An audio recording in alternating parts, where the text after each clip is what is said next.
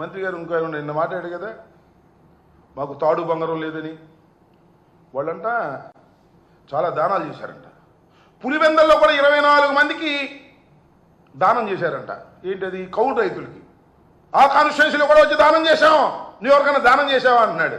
నువ్వు చెప్పుకుంటావయ్యా, జగన్మోహన్ రెడ్డి ఎంతమందికి దానం చేస్తున్నాడో లిస్ట్ చెబుతారా? నీకు చెప్తా, మనం చేస్తున్నా. ఎంతమంది కార్యకర్తలకి అండగా ఉండి దాన ధర్మాలు చేస్తున్నాడో, ఎంతమందిని కాపాడుతున్నాడో ఒకసారి ఆలోచన చేసుకోండి. మీరు మీకు అన్నీ తెలుసు, కానీ కాముగా ఊరుకుంటారు. అసలు నీ సంగతి ఏంటి చెప్పు నాకు. నువ్వు బియ్యం మంత్రివి కదా, పౌర సరఫరాల శాఖ మంత్రి. ఆ బియ్యం ఏంటండి? ఆ బియ్యం ఎన్ని పోతున్నాయండి? ఓ కాన్స్టిట్యూన్సీలు ఎంత కాజేస్తున్నారండి? ఈ పీడిఎస్ రైస్ దొంగవి నువ్వు కాదని అడుగుతా ఉన్నా.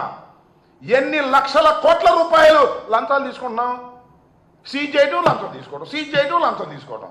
నీ బతుకంతా బియ్యపు దగ్గర లంచాలు తీసుకునే కార్యక్రమంలో నిమగ్నం అయిపోయి నువ్వు జగన్మోహన్ రెడ్డి గారిని దూషించే స్థాయికి నువ్వు వస్తున్నావు. నువ్వు దూషించవచ్చు, మేము దూషిస్తే మాత్రం ఏం అనుకోమాకండి. జనసేన నాయకులకి, జనసేన కార్యకర్తలకి, పవన్ కళ్యాణ్ గారికి, మళ్ళీ కొత్తగా వచ్చిన ఎమ్మెల్సీ గారికి చెప్తున్నా, మీరు దూషిస్తేనో మీరు విమర్శిస్తేనో మేము ఓర్పుగా ఉండాలి.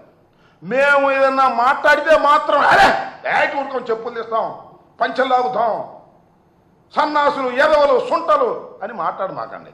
మీరు కాస్త ఓర్పుగా వినండి. మీరు రాబోయే కాలంలో ఏ రకమైన దుస్థితికి మీరు చేరబోతున్నారో నేను చాలా స్పష్టంగా చెప్పదలుచుకున్నా. అయ్యా లోకేష్ గారు, అయ్యా పవన్ కళ్యాణ్ గారు, ఇచ్చిన వాగ్దానాలు నిలబెట్టుకోలేని దౌర్భాగ్యమైన పరిస్థితుల్లో ఉండి ఇవాళ జగన్మోహన్ రెడ్డి గారి మీద బురద జల్లే కార్యక్రమం.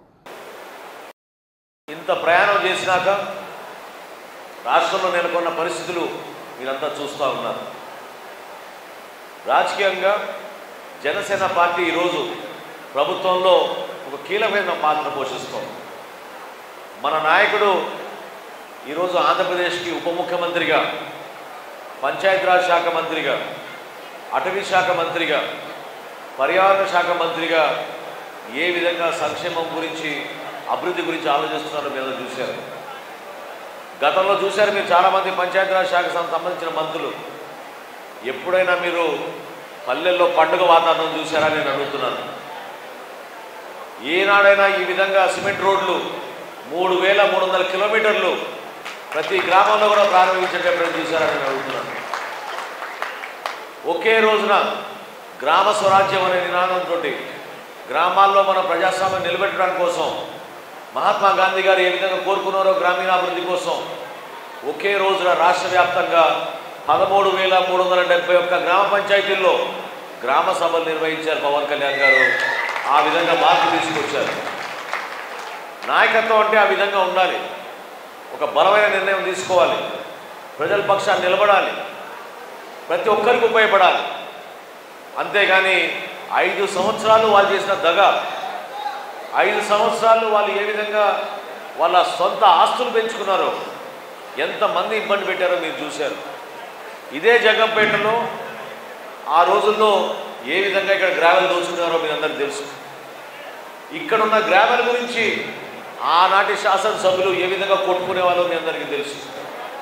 జిల్లా మొత్తం దీనిపైనే కట్టేసేది.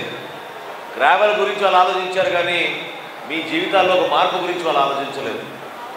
యువతకు ఉపాధి అవకాశాలు కల్పించాలని ఆలోచించలేదు, మహిళల కోసం ఆలోచించలేదు. ఇవన్నీ ప్రశ్నిస్తుంటే నేను సరదాగా అన్నాను, నువ్వు మా నాయకుడిని ఆ విధంగా అంటే కోడి కత్తికి నువ్వు ఎక్కువ,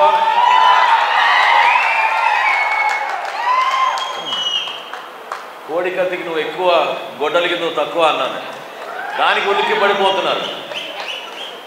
సహజంగా ఈరోజు రాష్ట్ర వ్యాప్తంగా అందరూ కూడా చర్చించుకునేది ఏ విధంగా వివేకానంద రెడ్డి గారి హత్య జరిగిందో, ఏ విధంగా అనేక నియోజకవర్గాల్లో మన తూర్పుగోదావరి జిల్లాలో మనం చూసాం. ఒక శాసన మండలి సభ్యుడు ఏ విధంగా డోర్ డెలివరీ చేశాడు. పవన్ కళ్యాణ్ గారు ఇదే మాట అనేవాళ్ళు కదా ప్రతి మీటింగ్లో. డ్రైవర్ని కొట్టి చంపేసి చివరికి డోర్ డెలివరీ చేశాడు. ఆ విధంగా దౌర్జన్యంగా వ్యవహరించిన వ్యక్తులు మళ్ళీ ఈ రోజున రాజకీయం గురించి, ప్రజాస్వామ్యం గురించి, పరిపాలన గురించి మాట్లాడుతున్నారు. జనసేన పార్టీ ప్రస్థానం ఎప్పుడు కూడా గుర్తుపెట్టుకోండి, మీరు విలువలతో కూడిన రాజకీయాలు చేస్తాం, ప్రజల పక్షాన్ని నిలబడతాం. కష్టకాలంలో కూడా ప్రతిపక్షంలో ఉన్నప్పుడు కూడా మనం నిజాయితీగానే కార్యక్రమాలు చేసాం తప్ప ఎవరిని ఇబ్బంది పెట్టలేదు. ఏనాడైనా మీరు చూసారా రోడ్లపైన ధర్నా చేయడం? ఏనాడైనా మనం పోయి ఎక్కడైనా ఒక ఫ్యాక్టరీ మూసేయమని చెప్పామా? ఏనాడైనా ఒక గ్రామాల అభివృద్ధి జరుగుతుంటే మనం అడ్డుపడ్డామా చెప్పండి. కానీ వీళ్ళు మాత్రం మూర్ఖంగా ఏ విధంగా పార్టీ పరంగా వాళ్ళు ఆ రోజు పరిపాలించారో మీరు చూశారు.